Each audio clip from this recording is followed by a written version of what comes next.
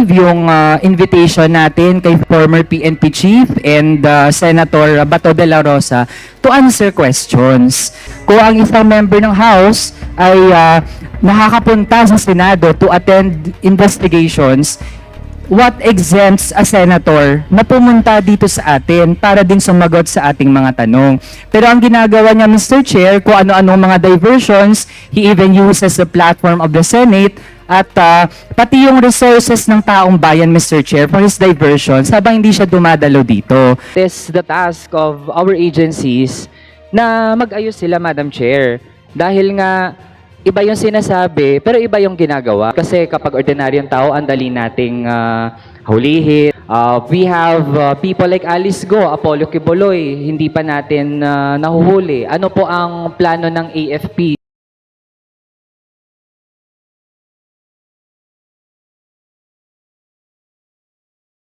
Dahil, Mr. Chair, related sa extrajudicial killings, yung mga patayang naganap sa panahon ni President Duterte tungkol doon sa mga aktivistang mga pinatay. At ang dami niyan at naka-refer yan sa Committee on Public Order and Safety. At alam namin, Mr. Chair, sa Makabayan, related din ito sa human rights violations about the extrajudicial killings of activists, individual din na nadamay doon sa mga operations ng PNP, ng AFP, Mr. Chair, sa panahon ni Duterte. Nung una nga talaga, ang initial na perception ng mga kababayan natin ay hiwa-hiwala yung mga issue na ito. Usapin ng Pogo, yung sa drug war killings. At ngayon, Mr. Chair, mabuti at nauungkat na natin talaga na ganito pala yung mga iskema na nangyari noong nakarang administrasyon. In fact, nandiyan pa yung mga pulis mismo na sila yung pumapatay doon sa mga kabataan natin. Tapos may mga indicators nga as mentioned sa mga press conferences na pinanggamit para bayaran yung mga pulis, para gawin yung mga patayan ay pogo money pa. Tapos may mga personalities ng past administration na involved naman pala sa illegal drug trade at andyan pa yung mga unlawful transactions to make all this possible. Ibig sabihin, Mr. Chair, kung meron tayong ilang mga gusto talaga nating maungkat dito, yung una, yung pagiging peke. No? Kailangan nating peke yung drug war ng past administration. Yung invitation natin kay former PNP Chief and Senator Bato de la Rosa to answer questions. Kung ang isang member ng House ay nakakapunta sa Senado to attend investigations, what exempts a senator na pumunta dito sa atin para din sumagot sa ating mga tanong. Pero ang ginagawa niya, Mr. Chair, kung ano-ano mga diversions, he even uses the platform of the Senate at pati yung resources ng taong bayan, Mr. Chair, for his diversions habang hindi siya dumadalo dito. The invitation still stands. Thank you. Mr. Chair, kahit naman nasa Pogo kahit sa Pogo, isa lang yung responsible dito na nagbigay ng policy. Kahit sa EJK ng mga sa ating mga EJK sa sa dangerous drugs ay isa lang din yung tinutukoy na responsible.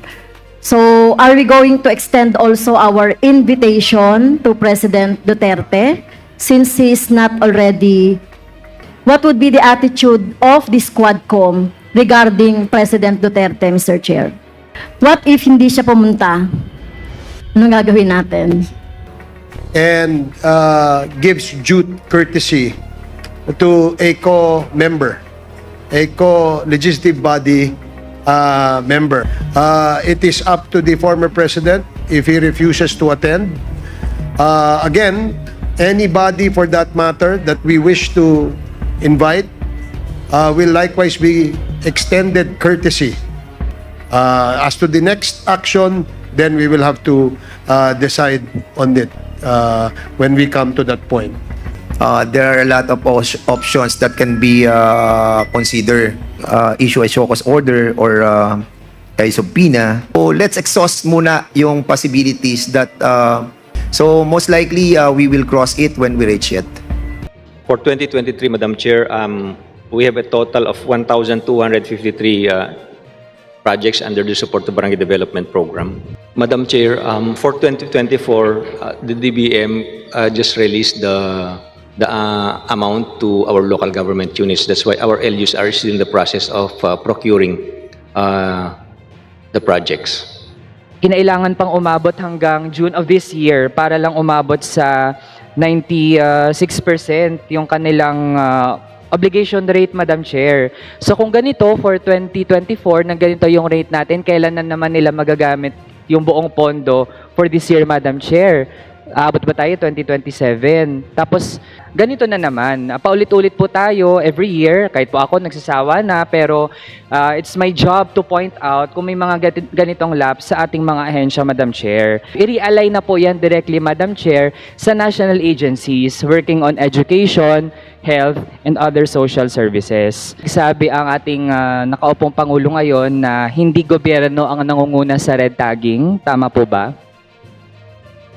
Opo.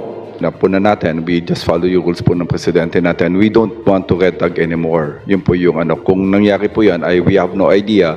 But I will investigate po kung nangyayari po yan. But right now, we don't have any report na ginagawa po namin yan. It is the task of our agencies na mag-ayos sila, Madam Chair. Dahil nga, iba yung sinasabi, pero iba yung ginagawa.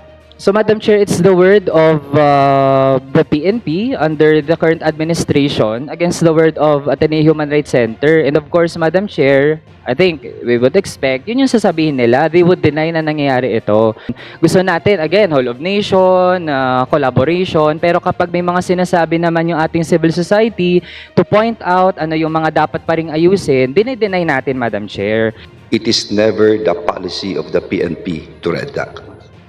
Let that be put in the record. Kung meron pong ganyang study ang Ateneo, we will look into it and investigate. Kasi kapag ordinaryong tao, ang dali nating hulihin.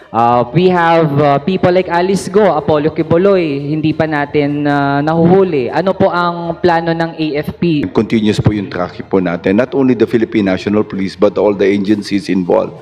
Special po yung Bureau of Immigrations and of course yung intelligence unit po natin from National Security Agency because these are people. With regard to Quiboloy, ganun pa rin po yung ginagawa namin. Tuloy-tuloy pa rin po yung surveillance namin dun sa area po.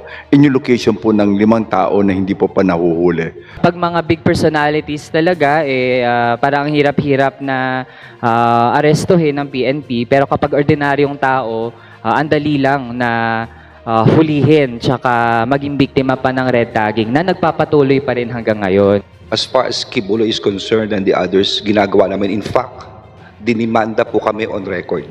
Nakadimanda po ako ngayon, ang PNP, dahil sa pag-raid po namin sa Kingdom of Jesus. And we are going to answer these accusations against us.